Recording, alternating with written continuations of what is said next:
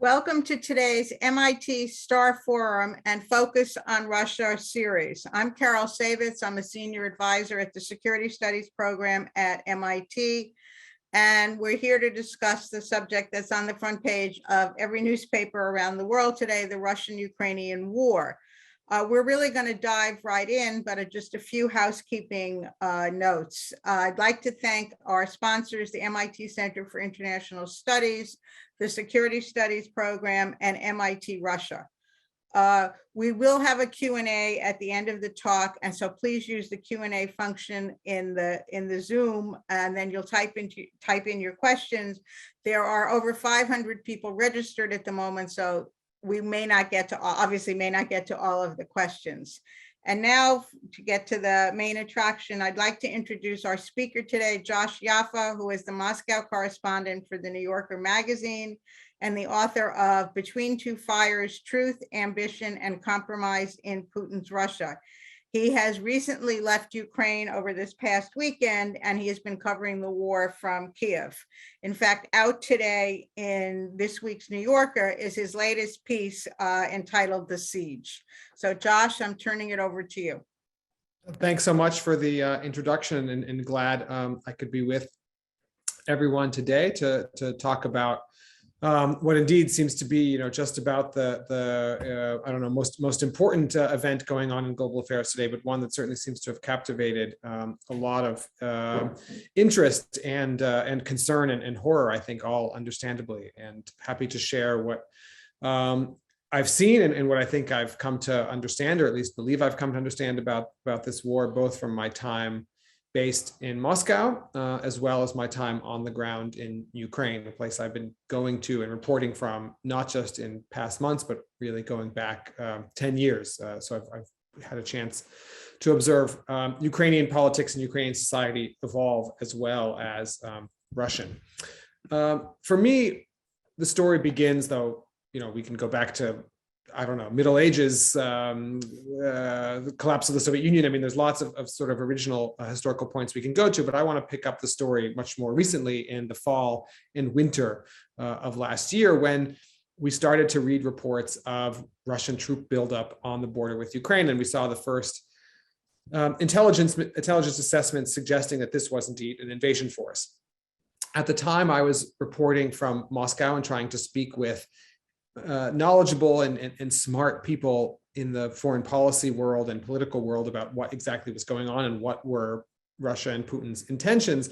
And the belief then among smart, credible people was that this was essentially a pressure tactic, a way to gain concessions from the United States, that what Putin was driven by was a series of accumulated grievances, a sense of injustice, a feeling that Russia had been taken advantage of in a moment of weakness in the 90s, and the time had come for him to, as it were, right those historical wrongs regarding NATO, the expansion of NATO, the placement of NATO weaponry in Europe, and Russia's place in the post-Cold War security architecture.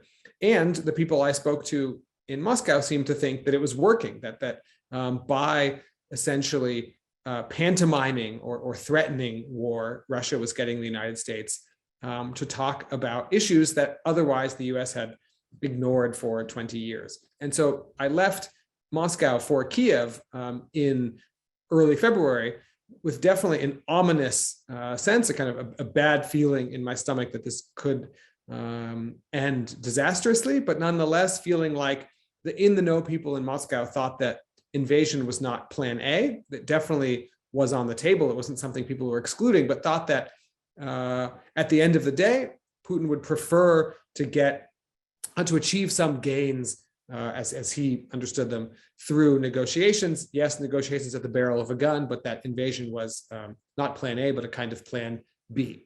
That was the sense I had, or was at least kind of convinced that was the mood or the word on the street in Moscow when I left for Kiev in early February. And I arrived in Kiev, where people also were not entirely convinced or certain about the imminence of a major Russian land invasion.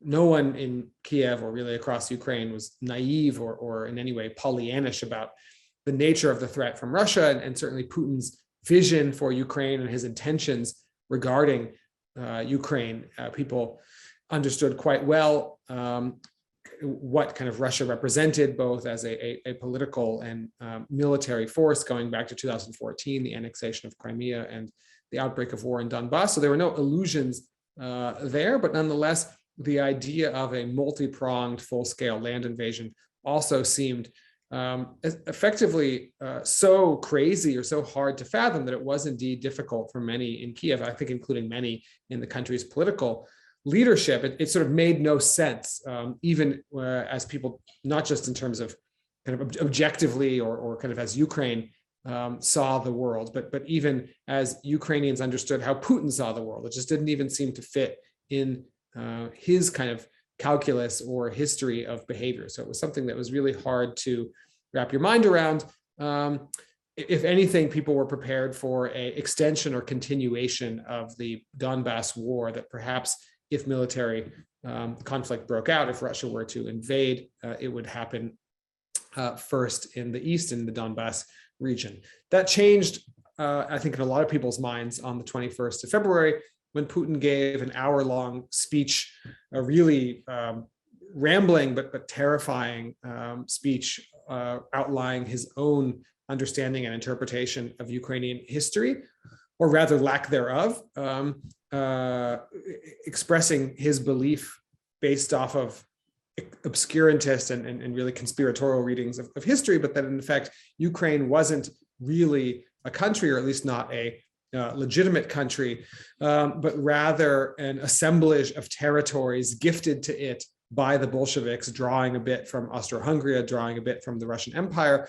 And this lack of legitimacy, this lack of true statehood, allowed Ukraine to be manipulated by outside powers, the West first and foremost. And you got the sense that Putin was on a kind of messianic historic mission that he defined for himself of reuniting, as should be, or as kind of historically predetermined, Russia and Ukraine, reuniting perhaps by force. He didn't come out and say exactly what his intentions were in this February 21st speech, but you very much got the sense of a person who was on a mission, and a really expansive and, as I said, messianic mission, in which no kind of tools or tactics would be too far for him. And I think that that was a speech that really scared a lot of people because of its rejection of the entire idea or legitimacy of Ukrainian statehood, and the fervency of his certainty in needing to, as it were, correct or restore what he saw as the proper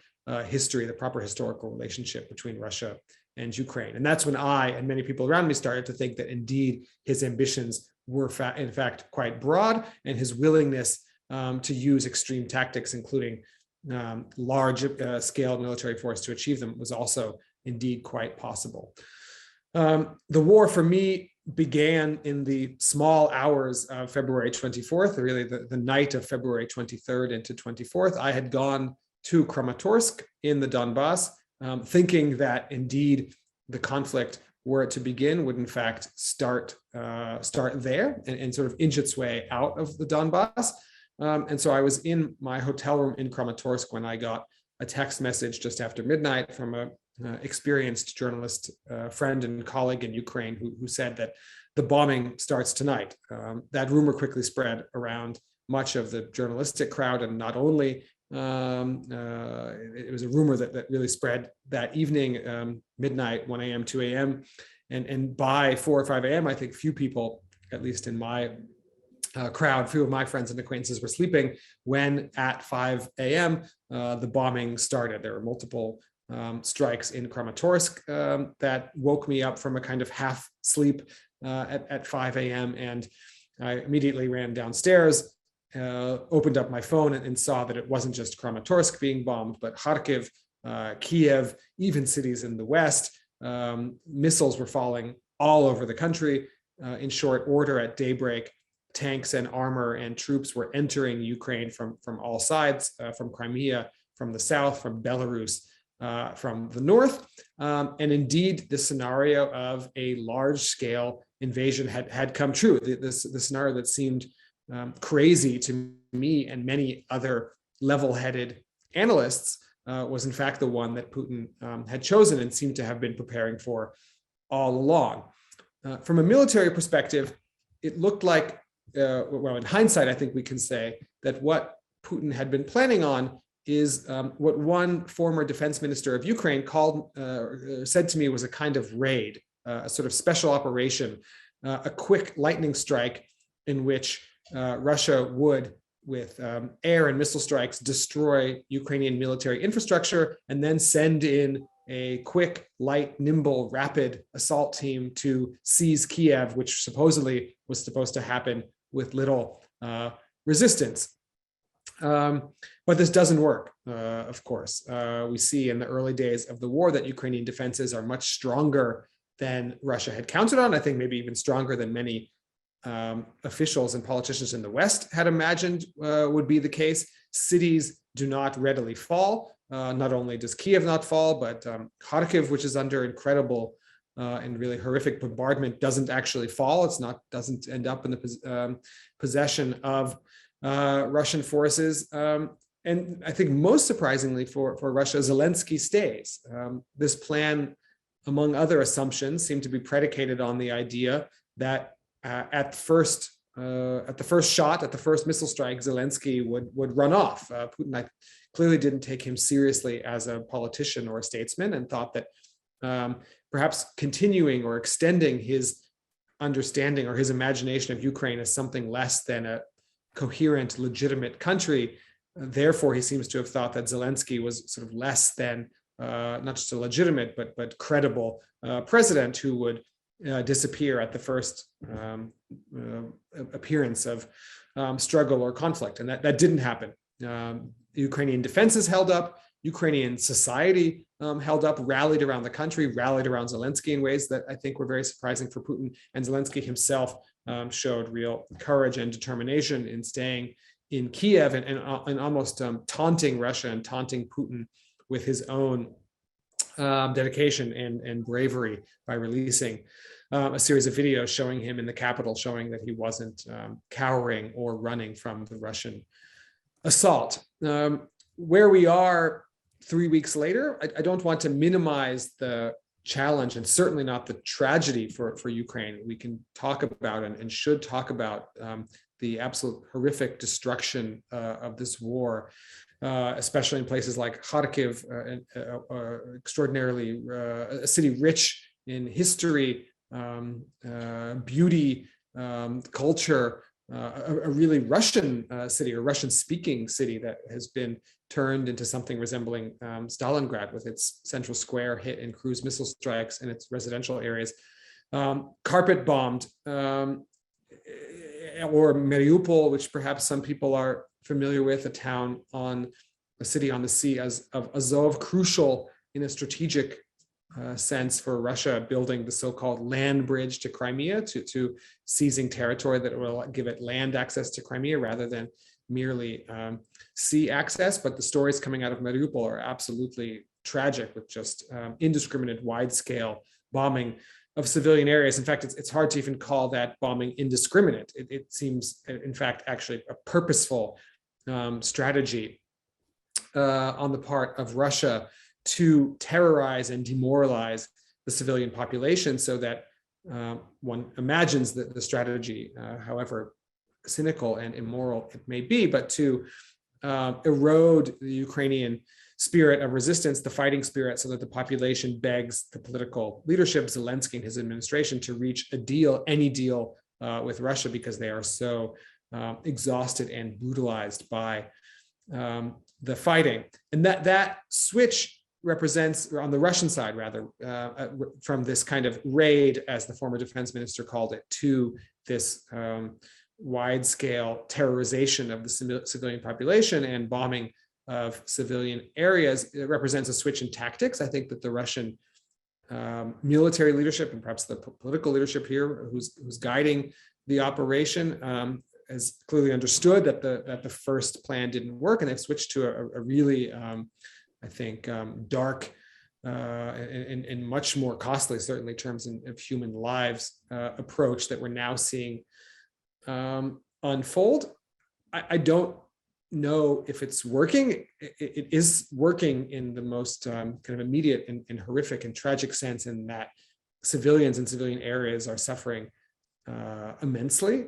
We can see this in a place like Mariupol that has been under siege now for more than a week, where the casualties are enormous. People are trapped without food, without heating. They're cooking on open fire outside in cold apartments. They're not even able to remove bodies of their neighbors and family members. It's just an absolutely horrific situation in Mariupol, but it doesn't seem to be working in the sense that Ukrainian resolve, the unity of society, the extent to which people are galvanized by this war, by this invasion from Russia, and really are united in the resolve of wanting to fight, to resist, to not give in to Russian demands, which have changed somewhat. I think we could say they've softened, even though they still remain, I think, far too extreme and impossible for any Ukrainian politician, Zelensky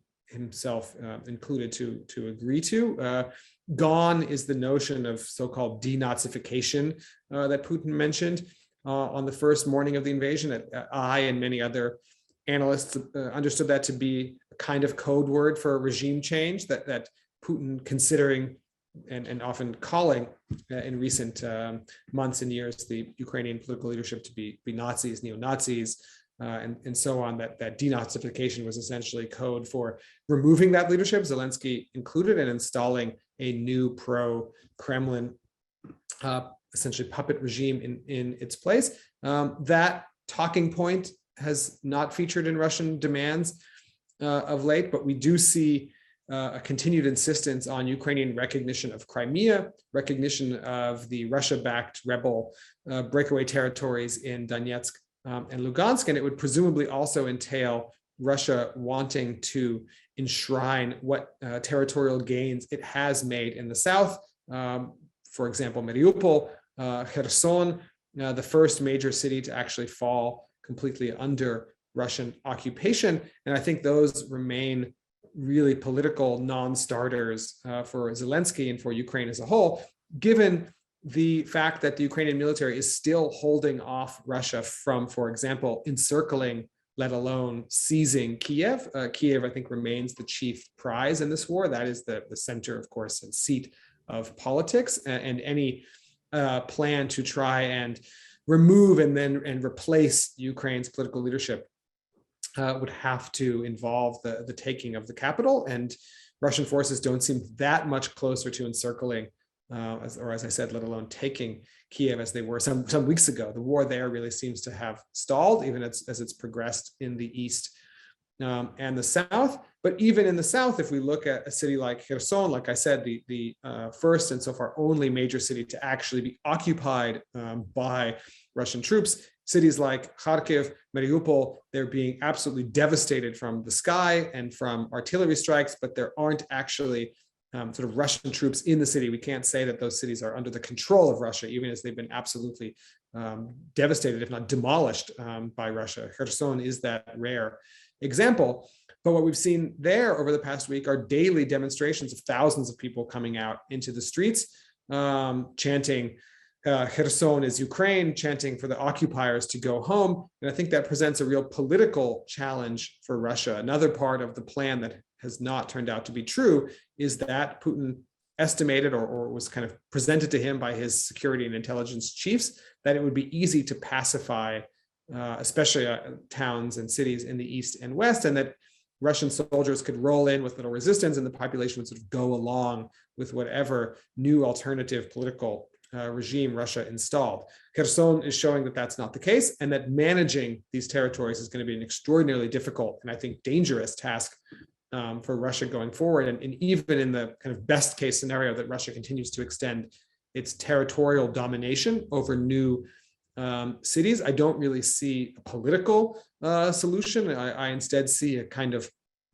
Northern Ireland on steroids scenario in which even, and it's not guaranteed, of course, but even if these territories continue to fall under Russian control, I don't see how Russian authority, political authority in these territories can be very stable, but rather subject to regular protests and even perhaps a kind of partisan insurgency in many of these cities. That's certainly something you hear in talking to lots of Ukrainians around the country. The degree of hatred and animus and passion that has been whipped up by this invasion is an extraordinarily powerful force that I don't see Russia being able to squash or control, even if it continues to achieve military success on the battlefield. The battle of hearts and minds was lost, I think, before even the war began, frankly. That was a real miscalculation of Putin's,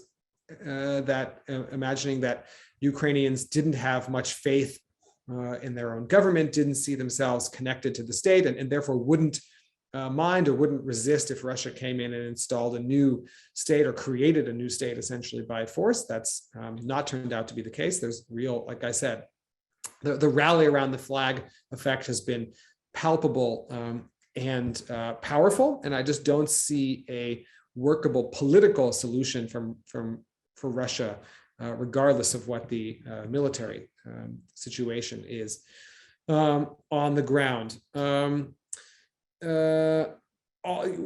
As this unfolds, as we perhaps move though towards some sort of political resolution, as Russia realizes that its war effort cannot be sustained in the long term, the sanctions are taking an extraordinary toll on the Russian economy, and it also, though indications vary and it's hard to get a good sense, but there's a feeling that Russia cannot continue at this pace to carry out military operations in Ukraine indefinitely, that there will be a moment when the force tires or when its capabilities begin to wane. The same can, of course, be said for Ukraine here, right?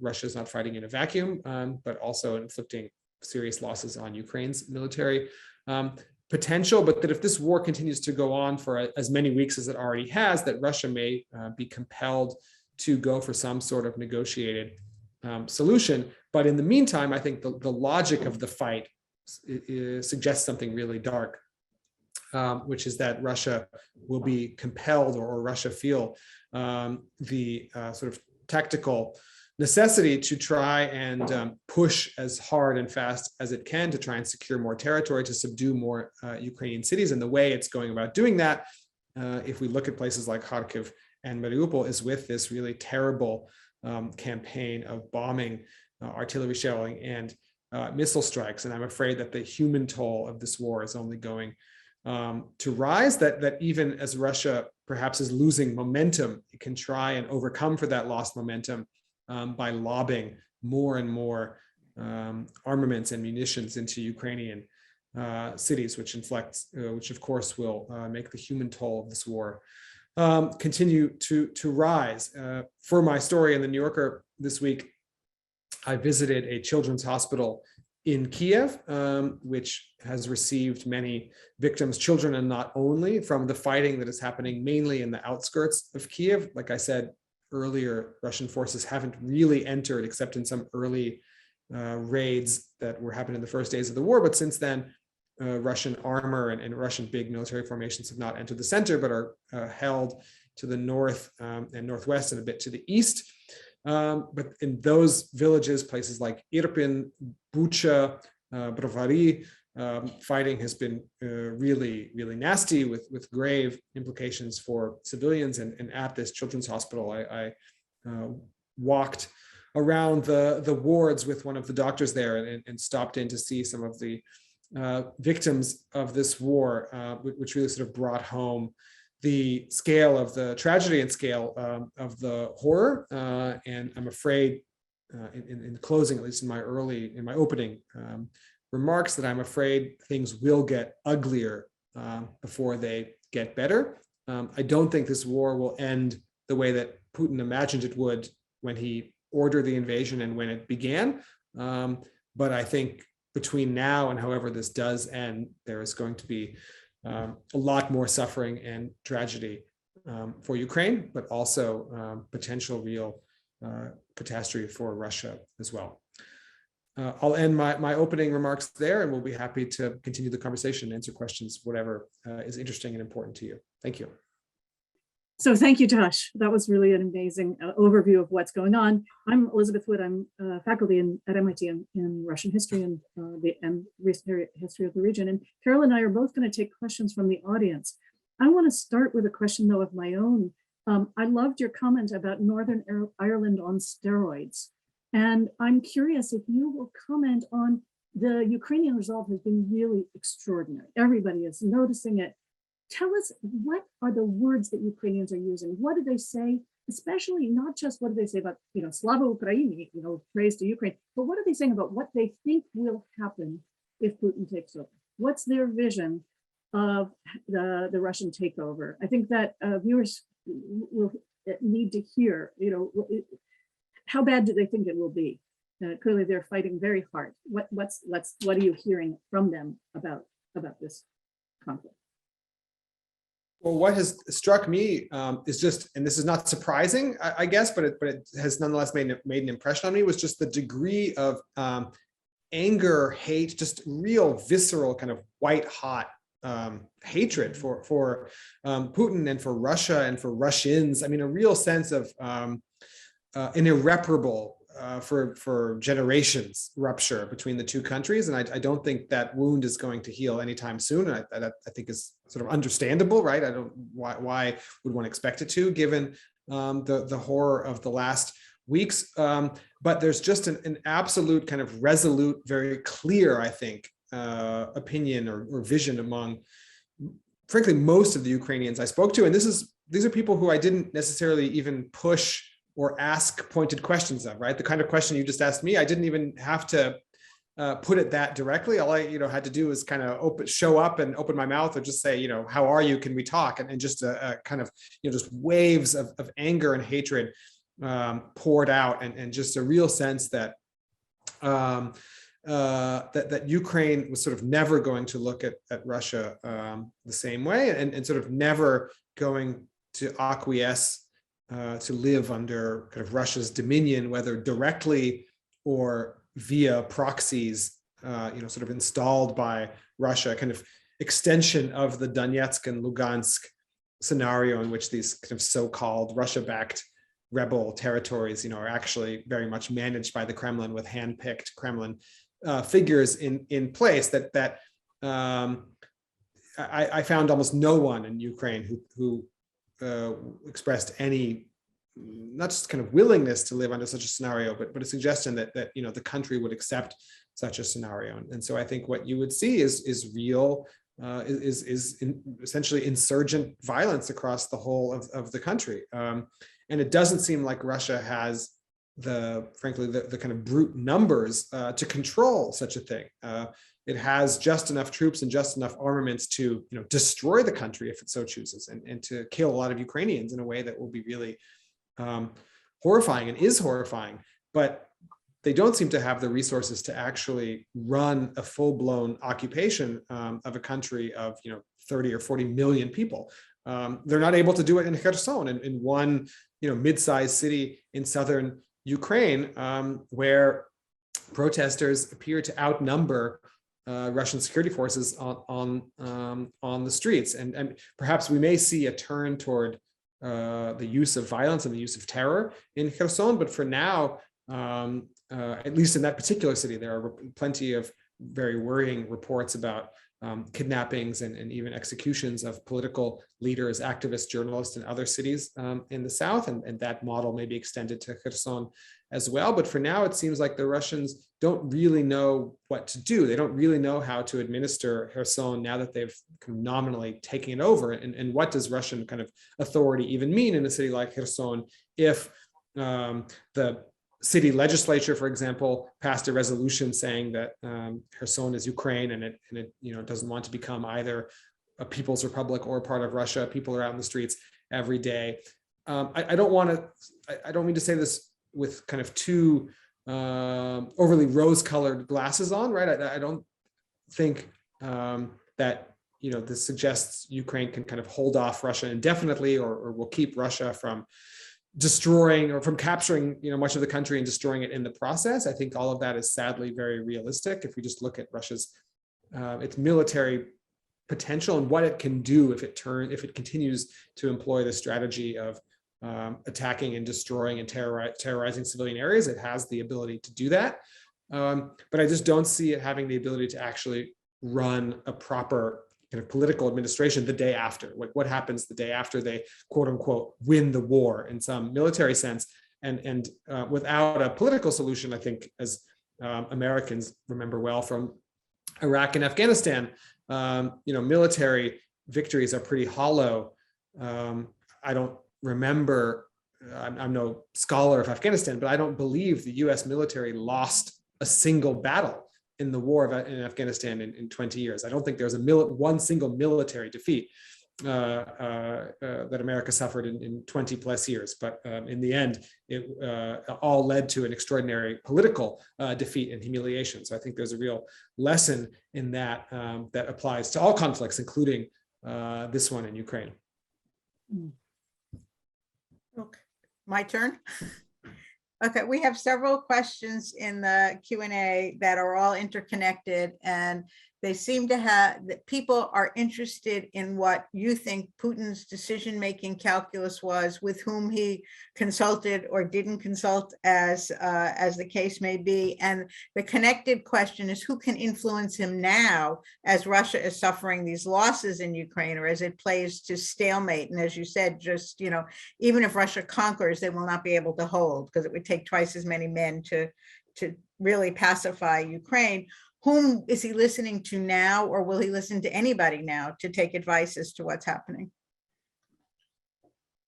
All good questions that I don't know the answer to, and I would be very skeptical, actually, of anyone who claimed to know the answer to those questions with great certainty. It's a cliche, but certainly an increasingly true one about Putin being a very isolated figure, and with Kremlin decision-making, or Putin's decision-making, being both very personalized and essentially a black box that we don't know much about and don't have much access to. It is clear from observing from the outside that during the pandemic, certain tendencies that had already been in place earlier in Putin's rule intensified, namely the degree of his isolation, the degree to which he really removed himself from being a day-to-day manager or arbiter of the Russian political system, as he had been for the first 20 years, let's say, of his rule, had become a much more distant and isolated figure, consulting only with a very, very small number of trusted longtime associates and aides. These are people from the so-called Siloviki, the security services, former KGB men like Putin, who tend to have a conspiratorial worldview, who also tend to think in terms of special operations, right? I think that's one reason why this war, or rather the invasion plan, was so secret, including inside Russia and including inside the Russian government and even military apparatus, right? The evidence suggests now that few people in the military, few people in the officer corps had any idea this was coming until just before the invasion. Some participants in it, some soldiers, weren't even told at all. They were just given essentially GPS coordinates, on the night of the 24th, and told to go to them. And only upon arrival were they told that they were inside Ukraine, or only in other cases given hours notice. In fact, that these were not exercises, but their goal was to take Kiev, and they were leaving effective immediately. The level of secrecy, I think, reflects Putin's own very conspiratorial worldview and the worldview of these Siloviki around him, paranoid about leaks, tending to think of things in terms of special operations, secret operations. But that's had a real cost if we just look purely from a military perspective on this operation, because it was never really stress tested in any sense with other military and security officials. A plan that turned out to not at all be effective, the kind of plan A of seizing Kiev quickly and so on, that was I think at this point we can declare just an obvious objective failure. And one reason it became kind of the plan around which there was no discussion, just grows out of Putin's style of leadership and style of rule. And I think that it remains that there are very few people who have access to him, certainly very few people who have influence over him. As I mentioned in my opening remarks, it seems he's in a kind of late stage legacy, almost messianic period of his rule, and I think it's very hard for anyone to penetrate that. Not that there even are lots of people who would have the ability or courage to try and confront Putin on something that he has really, I think, at this point, fairly staked his entire legitimacy and staked the future of his rule on. It's hard to see Putin or Putinism surviving a humiliation or a failure in Ukraine. He himself has raised the stakes to the point where only victory is possible. And I think that's a very dangerous place for Ukraine and for all of us and for Russia itself to be in. I think that's a really terrifying proposition of Putin kind of up against the wall in a problem of his own creation. But it's very hard now, having embarked on this extraordinarily risky and costly operation that has proved so ruinous to the Russian economy. How can he end it without something that he can fairly present as victory? And I just don't know who around him or who in the Russian power structure can weigh on him. I just don't see those figures, not in the military establishment, certainly not the oligarchs. Russia doesn't even, I don't think, has oligarchs anymore, and hasn't had in many years, at least not in the way I think we're used to thinking about them in the 90s. These are not outsized personalities with extraordinary wealth who use that wealth to influence the political system. These are people now, oligarchs, Putin style, are essentially cronies, people, Putin associates who use their proximity to Putin to enrich themselves and build up commercial and financial empires, but are very much beholden to Putin rather than having ability to affect Putin's decision making. So I don't see other voices imparting on Putin the need to back down or make a compromise in Ukraine. I think it could get to the point, if Russia's military is just objectively overstretched and has continued to not make the kind of progress that would allow the sort of big political solution possible that Putin could think or would think of as an acceptable win for him. There will become a point at which a negotiated solution becomes imperative from the Russian side, but I don't think we're there yet. And I don't think that's going to come because other people are weighing on Putin to do so. Let me take us back to questions, your experience on the ground. We've got so many great questions about the larger picture of NATO and so on, but I want to, several people have asked, what about ethnic Russians in eastern region of the country, in Donbass? What about Russian soldiers? Did you have a chance to talk to any of them about, would they be willing to, on the ground, attack Ukrainians? And then there's also been questions about Russians back in Russia. Do you think that cultural sanctions will have any effect on changing their minds?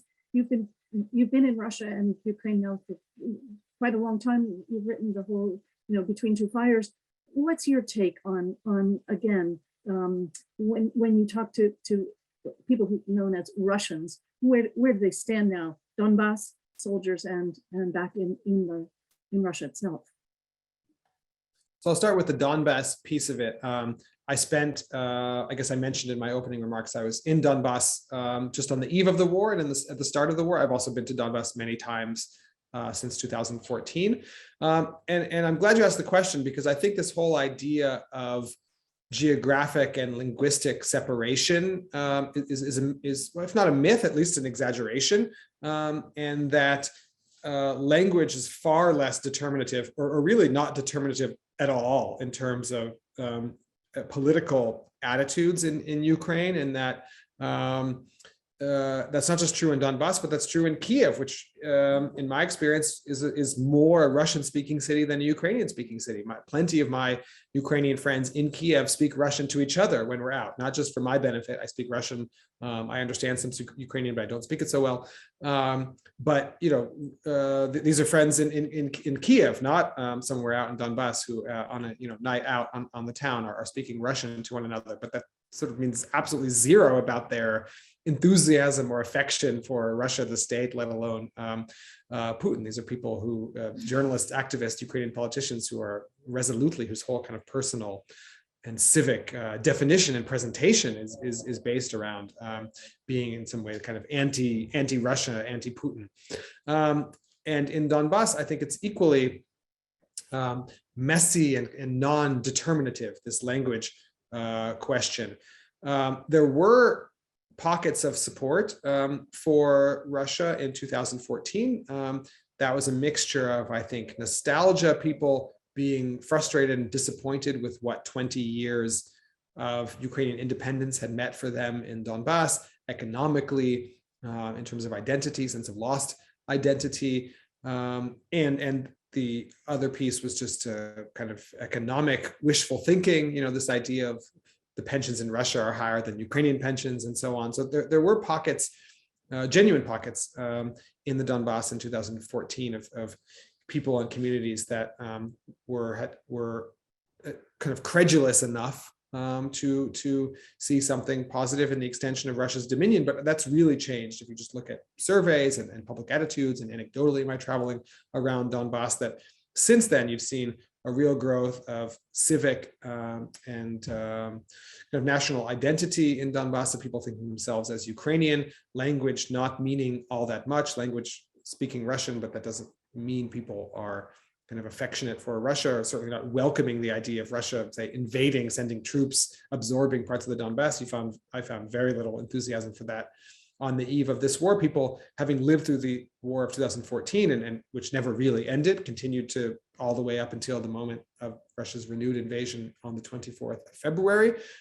People knew full well, came to know full well, kind of what Russian power, what Russian military power meant. They saw what life was like for people in the territories, in the separatist territories in Donetsk and Lugansk, the political repressions, the lack of freedom, the lack of ability to travel, the poor economic situation. And so a lot of illusions quickly fell away about what living under the Russian umbrella meant. And I didn't pick up on a whole lot of interest or enthusiasm in a repeat of the 2014 scenario in Ukrainian-held cities and towns in Donbass when I was there in February. And we don't see the sort of people's uprisings, whatever you want to call them.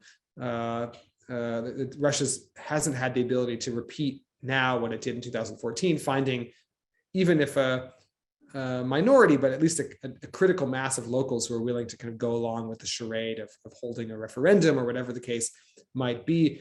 Russia has not been able to do that in the cities and towns it's captured in the south and east, like I mentioned in the case of Kherson. Instead, it's met real resistance. If to the extent people are coming out into the streets, they're coming out into the streets with Ukrainian flags to chant pro-Ukrainian slogans. So, and in the south, just like in the east, people tend to speak Russian. Kherson is a very Russian-speaking city. Mariupol, I think 90%, as a statistic I saw, of people in Mariupol speak Russian as their first language, but that really is not proving not at all determinative in public attitudes or outlooks. I did not have any conversations with Russian soldiers in Ukraine, perhaps thankfully in recent weeks. That's unfortunately kind of without, I don't want to make light of it, that's extraordinarily dangerous. The Russian soldiers are not particularly approachable. There's been a number of attacks, including on journalists, including a videographer, a famed videographer, a documentary filmmaker who was killed yesterday in the city of Irpin, north of Kiev. Apparently his car shot at by Russian troops, a car that by all accounts, from what I understand from colleagues, that it was marked clearly as being press. So there isn't much of a possibility for not only because Russian soldiers are not at all kind of talkative or welcoming, but also present a real danger in the field to journalists as well as to Ukrainians. As for public attitudes back in Russia, that's in a way, the sort of $60,000 question. At least for me, I haven't been in Moscow in over a month at this point, so I haven't observed the situation there since the start of the war. I'm able to only kind of follow the few polling results that have come out, read articles, though that reading journalism has become increasingly hard from Russia because just about every quality independent news site, portal, working in Russia in recent years has been banned or shut down. And many of the foreign bureau, or in fact, almost all of them, have also sent their correspondents out of Russia, largely in response to this new law passed, I guess, last week, 2 weeks ago, threatening 15-year prison sentences to those who spread false information or disinformation about Russia's, quote, special military operation. So the very fact of calling it a war is already enough, by all accounts, to send a person to jail for 15 years. So that has led to a real exodus of journalists, both Russian and foreign, and that's a great loss for us all in trying to understand Russia and understanding what's happening to its society. My colleague at the New Yorker, Masha Gessen, they were in Moscow much more recently and wrote a series of, I thought, really interesting pieces for the New Yorker, looking at exactly these questions about what, is it even possible to understand public attitude in Russia? In a way, I don't know if we really can. I don't know if we can get actually a good read on what people are thinking. I think more than ever, people are clamming up and afraid and nervous to, for example, share their innermost thoughts with pollsters who call on the phone. I think that's been a problem in Russia for some time, but I think now, especially, we certainly have seen efforts to create essentially a kind of quasi-fascistic cult around, for example, the Z, this symbol that is found on Russian military equipment in Ukraine. And there is a really kind of hyper militarized new kind of political cult and political movement forming. And it's hard to know the extent to which people are going along with that out of genuine enthusiasm or fear. And as to the sanctions, I think they're just really ramping up in terms of their effect inside Russia. Most economists and analysts suggest it could be another 2 to 3 months before it really starts to hit people's pocketbooks. And then we'll have to see, do they connect the economic pain they're feeling to the policies and decisions of Putin, or do they, blame the West for targeting them in some unjust or unfair, hypocritical way, punishing them in an unjust way, and their blame goes not to Putin, but to Western capitals. I think that's also entirely possible. Thank you. That's great. We have a number of questions that have to do with US involvement, NATO involvement, questions like, why aren't we doing more? Where are the limits? Questions about, would Putin stop at Ukraine? Are there some of the NATO states like the Baltic states or Poland, not Poland, but next? And what's your take, having been both in Moscow and in Kiev? What are people thinking about whether the West is really going to come and help more than it already is? You certainly hear a lot of frustration on the part of Ukrainians about the West not doing more. Here it's hard for me to judge. I'm not a policy maker, thankfully. I have a sort of different role, so I don't have to solve these conundrums, but I can at least kind of report onward about what I'm hearing. But almost everyone you talk to these days in Ukraine, I'm people in the grocery store, people on the street, people at train stations, everyone's talking about a no-fly zone. Why can't the West institute a no-fly zone? Why can't the West at least, protect us from aerial bombardment? That's an issue that I think very successfully Zelensky has seized upon and convinced the Ukrainian public of. Separate question is, how, if and how that could ever be implemented. It seems unlikely. A no-fly zone, it's not like a magic spell you cast over the skies that keeps planes from flying. You're essentially promising or obligating yourself to shoot down aircraft with your own weapons, which is an act of war, something that I think understandably the United States and NATO allies are hesitant to do regarding Russia. So I don't think the prospects of a no-fly zone are all that great, at least in the near term. We are seeing a lot more military weaponry flow into Ukraine. We're seeing the breaking of long-standing taboos. For example, Germany increasing its military budget and sending military aid in a way that it hadn't found the kind of political consensus, the necessary political consensus or will to do for decades, really. And I think that's an interesting development and a sign of Russia really, or Putin specifically, working against his own interests or being his own worst enemy. He's kind of creating and deepening the nightmare scenario that he thought he was fighting against the whole time. He's only making it worse. He's strengthened NATO Resolve rather than weakening it. He has only increased the degree of military support from NATO countries for Ukraine rather than weakening it. So whatever he thought, he was fighting against in the beginning, he's only made worse for himself. As to the extension of the conflict to other countries, I don't think that that's so likely, but I'm hesitant to make predictions. I was wrong in what I thought the most likely scenario was regarding this war, and having been sort of chastened by that, I'm hesitant to make predictions, especially seeing as it now seems like the most maximalist, pessimistic prediction will be the right one, sadly and scarily. So perhaps indeed this conflict, the logic of the conflict suggests it will spread. But if you just look from a military perspective, Russia has turned out to have a much harder time than it imagined in trying to achieve the military outcome that it set for itself in Ukraine. Like we've now talked about many times, 3 weeks into the war, and it hasn't been able to move that much closer to the center of Kiev now than it was in late February. And so given the need for Russia to bring in auxiliary troops from Chechnya, from Syria, apparently made an appeal reported by the Financial Times to China for additional weaponry because some of its supplies were running low. All of that suggests it doesn't have the spare capacity to pick a fight with NATO, which would represent just an entirely different scale of the conflict.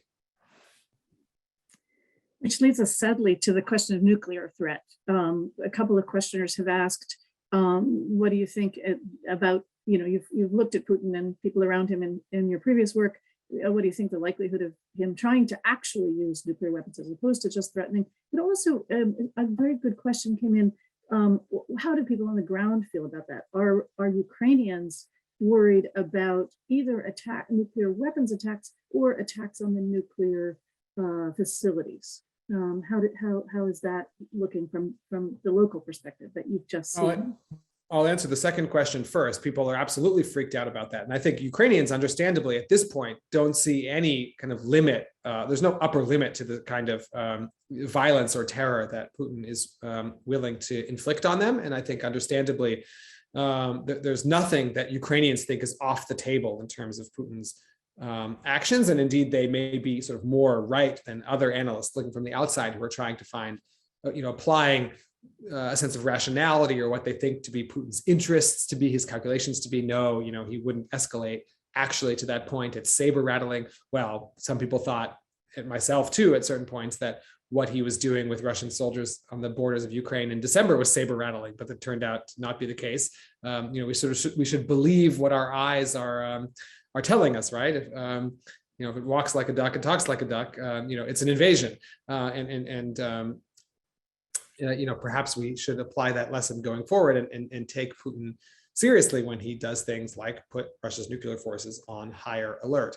I do think that was a message to the West, first and foremost, not to meddle or not to get involved in the conflict, to not provide arms to Ukraine, to not go for the so-called nuclear option of sanctions, right? Like if the sanctions are nuclear, then Russia may respond in kind, going literally nuclear. I think that was the kind of implicit in Putin's message.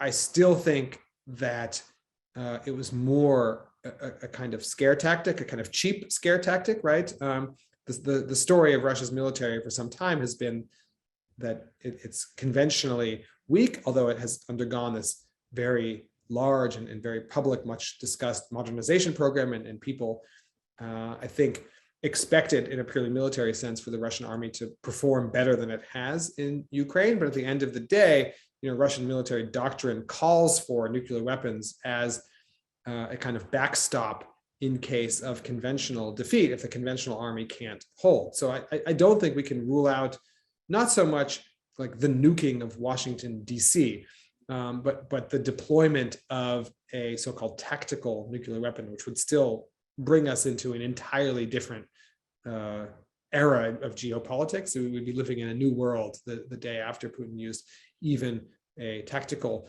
nuclear weapon. But I don't think we can rule that out. I think that if Putin is cornered in a fight that is increasingly existential in some way for him, that it would be folly for us to rule out any particular moves that he may or may not make. But I do see in that particular episode of him publicly putting those nuclear forces on alert that it was a kind of desperate attempt to send a message to the West, which was not entirely heeded. So we shall see, right? The West indeed has been ramping up sanctions. It sanctioned the central bank, rendering half of Russia's, rainy day war chest effectively unusable. It continues to provide weapons to Ukraine, including, it looks like the recent reports, advanced anti-aircraft weapons. So the West is doing all the things that Putin said would merit a severe Russian response, and we're yet to see what that response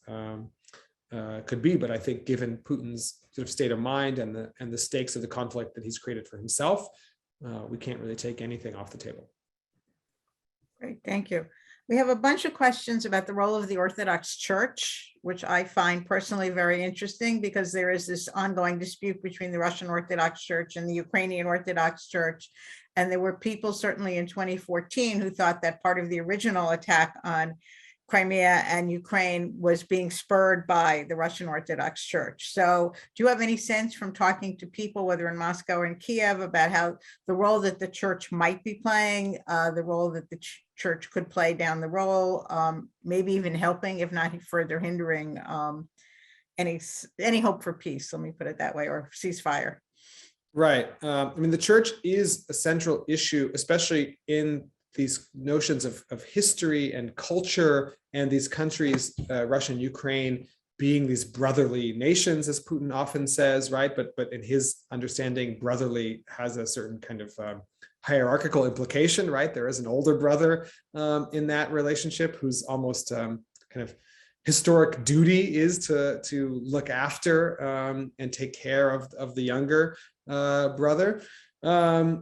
I went to the Lavra, the sort of monastery, a historic monastery and complex of churches in Kiev, I guess last week or maybe the week before, but after the war had begun, and talked to some of the priests there, and talked to some of the priests who run the theological seminary there. And the Ukrainian branch or the Ukrainian Orthodox Church, which does have a historic relationship with the Moscow patriarchate, it has come out really sort of strongly and clearly against the war. It's appealed to Patriarch Kirill, the head of the Russian Orthodox Church in Moscow, for example, to not use the kind of rhetoric that he has been using. He's given a kind of de facto holy blessing to the war, which has led to a further split within the church. Absolutely. There was already a split. I forget the year, with 2019. I think that the Tomos, the creation of the kind of independent Ukrainian Orthodox Church, separate from the Moscow church. So there's already been this really, I think, traumatic for many people in Orthodoxy, but inevitable at the same time, schism with the creation of an independent Ukrainian church, but with another Ukrainian church remaining in its relationship with the Moscow church. So there's kind of a lot of overlapping institutional relationships there, and the role of Orthodoxy is a really kind of hot button one, given that it is something that so closely ties the two countries together. But you're seeing more and more the Ukrainian church, and this is the Ukrainian church that maintains its relationship to the greater Moscow church, distancing itself from that church, distancing itself from Kirill.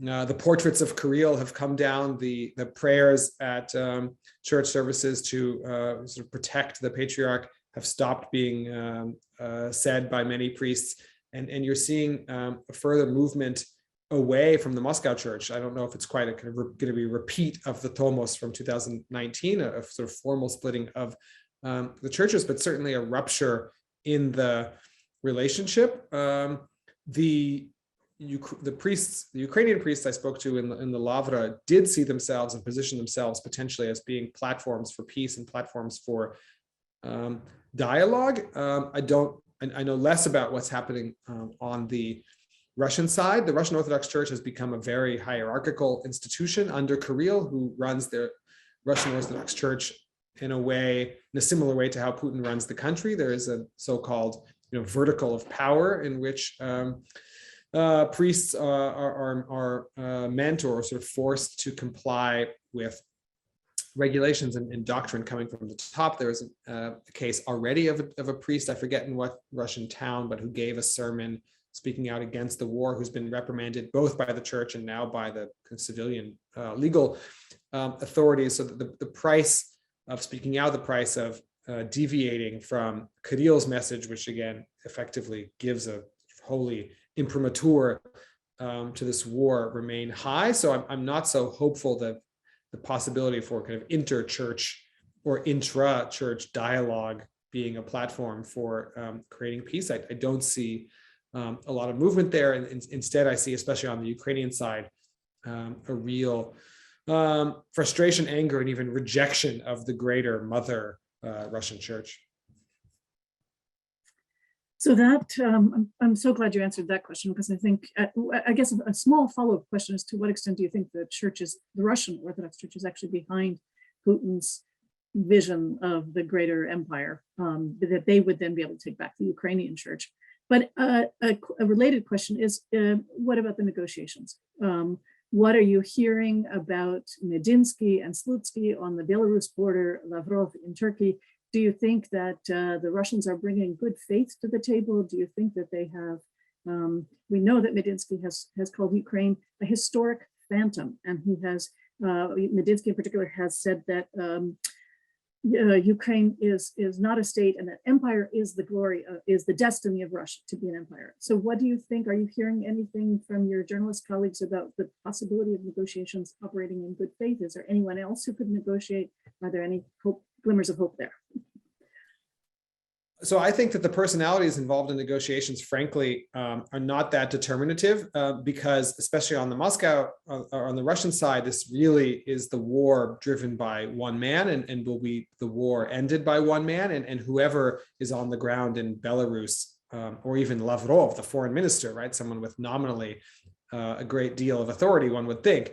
All these people essentially are powerless emissaries who can only act or not act with the approval of one man, Putin. So I think if and when the calculus for Putin changes, then we'll see some movement on the ground in negotiations. But I don't think it depends on whether it's Medinsky or someone else in that chair.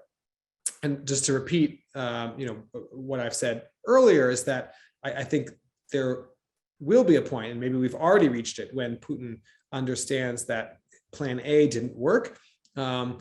Plan B of moving to flatten and terrorize Ukrainian citizens and Ukrainian cities to try and force the political leadership to make a deal so as to stop the wanton destruction of the country and its people. I don't think that, frankly, Putin has sort of reached the end of that strategy. I don't think that he sees any reason to stop that just yet. I think there may be still some utility, however kind of awful and immoral that is, in that strategy for him. And so I wouldn't expect in the coming days for there suddenly to be a grand bargain in which Russia calls off its onslaught, because or for many reasons, but one of them is that there's just this classical imperative in any war that before negotiations, before an agreement, both sides have the kind of imperative, or have every reason to try and push as hard as they can to try and secure gains on the ground. And I think that's what Russia is doing. And I don't think that those gains have been such to where Putin could say, okay, that's enough. I can call that victory. On the Ukrainian side, there is a fair bit of movement we've seen on the part of Zelensky and his officials in talking about things like neutrality, being willing to come up with some kind of formulation, TBD, what that would sound like, a rejection in some form of NATO aspirations. That's trickier because that is embedded in the country's constitution. Zelensky can't just snap his fingers and promise Ukraine won't join NATO because the constitution calls on it to do so. But you see a willingness on the part of Zelensky and those he sent to Belarus to negotiate on his behalf to try and find some formulations around things like neutrality in NATO and so on. I think what's going to be more difficult is the territorial question. I don't know how politically Zelensky could say acquiesce on Crimea recognition, even on Donetsk and Lugansk, let alone the territory, at least for right now, in the south and east that Russia has nominally taken over. I can't see Zelensky giving up Kherson, for example. It just doesn't seem like a realistic concession to expect from him at this point. So I think there's a lot of daylight still on the territorial questions, which suggests that the sort of trauma and horror and violence of the war will continue. Right. We have a bunch of different questions, and I'm trying to figure out how to prioritize them. One is the whole question of the role that NATO expansion played in Putin's calculation or in Putin's irritation at Ukraine. Somebody asked about John Mearsheimer, whose work has suddenly been highlighted in the New York Times and elsewhere recently, having said in 2014 that it was all our fault, etc. Another question that's probably related to that and what you just mentioned is what's the outcome here? What does neutrality mean? Does it mean that Ukraine is demilitarized, not armed? What kinds of guarantees should Ukrainians expect from the West to secure their sovereignty, et cetera, regardless of what the actual territorial compromises, provided there are any, actually are? Right. I've come to think, and this is just my kind of very subjective take, that I wouldn't, I haven't written this in an article and probably won't, because I'm not so convinced of it myself, but it's just a hunch rather than something I want to stake my reputation on. But the first weeks of this war, and really going back to this important historical speech of Putin's infamous, I think, instantly infamous speech on the 21st of February, this hour-long rant against Ukraine, made me convinced that this isn't really about NATO. This isn't about security architecture in Europe. This isn't about missile defense in Poland and Romania. This isn't about the Baltics, joining a Western-led security bloc.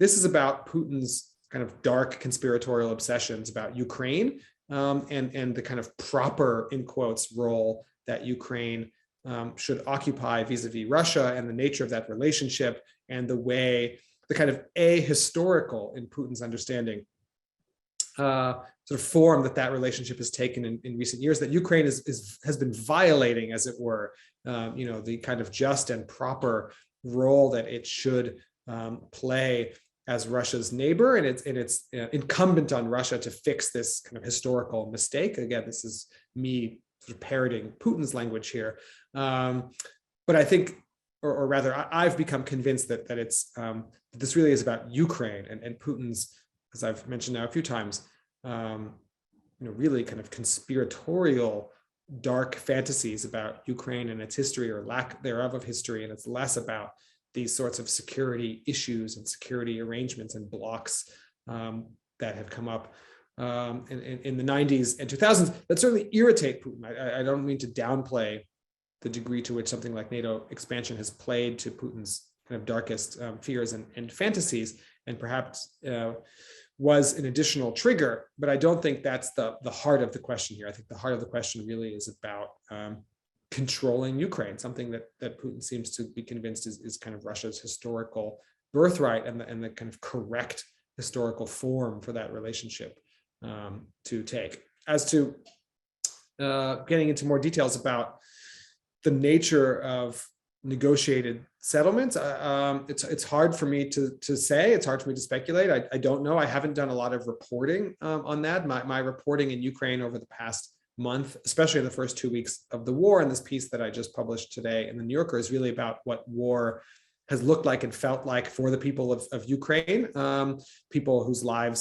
were upended overnight and found themselves living in the middle of a war zone. And what is that like, whether you are a victim of a missile attack or someone who worked making one character comes to mind, someone who worked for a company that made agricultural equipment, who joined the territorial defense forces and is now patrolling his neighborhood with an AK-47. Those are the kinds of people I spent my time with in Ukraine, rather than focusing on the big level political picture. So here I only know what I read, just like everybody else.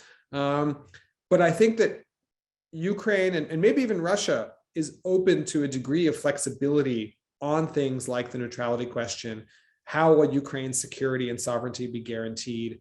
What will the exact formulation regarding NATO be? I do think that both sides are there actually willing to test out and maybe even agree to different formulations. It's the territorial question where I think the positions are both are just much harder and more firm on both sides, right? Like Crimea, I don't see any formulation that both sides could accept for Crimea, for example, or Donetsk and Lugansk, or these territories in the south. So I don't want to repeat myself at too much length here, but I think that the neutrality stuff, the NATO stuff, the kind of where does Ukraine fit into European security architecture, that I think that the two sides could find some language that works for everybody, but that's not going to be the issue. That's not the sticking point. It's the other stuff. Great. We should probably start to wrap up because we know you've been exhausted in the war zone and all. But I do want to ask about what did you see on the ground about humanitarian aid? And then one of my students has asked, if people in the U.S. want to help Ukraine, what should they be advocating for vis-a-vis the U.S. government? Do you have thoughts on what the U.S. could be doing? There was another question about what Biden has and has not done. I don't know if you want to go there. But what are you seeing about the humanitarian question? Who have you seen humanitarian work being done? Do you have a comment on that? And do you have a thought on should U.S. citizens be lobbying the U.S. government to do anything particularly? Right. Or U.S. companies. Right. Yeah. I was really impressed with the degree and speed and scale of the self-organized humanitarian effort in Ukraine. That's part of the story of society coming together, unifying, being really galvanized by the invasion. For this article in the New Yorker, I spent time with a number of volunteers, including one guy in Kiev who turned his really stylish cafe into a kind of mass production food distribution facility for territorial defense units, making 10,000 lunches a day from his sort of hipster cafe in Kiev. And that's just being repeated all over the place. I mean, 10,000, 100,000 times over. I mean, that's a really typical, in a way, story for Ukraine these days.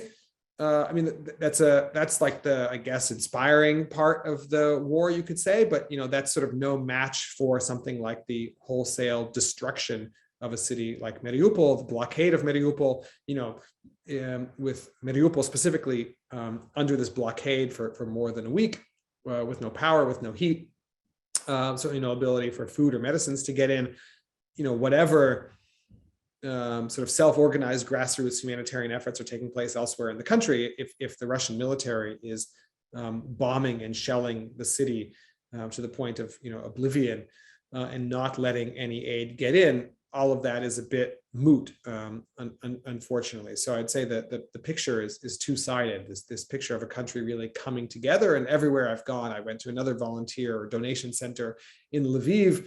That was just a high school or a school gym or a school auditorium, rather, just piled to the rafters. I mean, you could barely walk. There was just so much stuff that people had donated: clothes, food, medical supplies. Some of it was going to families that had arrived in Lviv in Western Ukraine from elsewhere and were picking up, goods for themselves and their families upon reaching this new unfamiliar city. Some of it was going in the opposite direction to army units and territorial defense units on the front lines, and just a huge amount of material coming in, being donated, going out to people in need. And again, that's just a story that's being repeated all over the country. But that's not enough in a case of a place like Mariupol or Kharkiv that's being systematically destroyed by Russian artillery and bombing. As to the question of what people can do, I will. I don't want to totally disappoint, but at the same time, I don't frankly have a lot of clear policy ideas of my own. One, because I think it's just a really difficult policy problem for the U.S. To solve, and I don't think there is like a U.S.-led solution here. The other is a journalistic inclination to kind of fall back to repertorial practice rather than sort of policymaker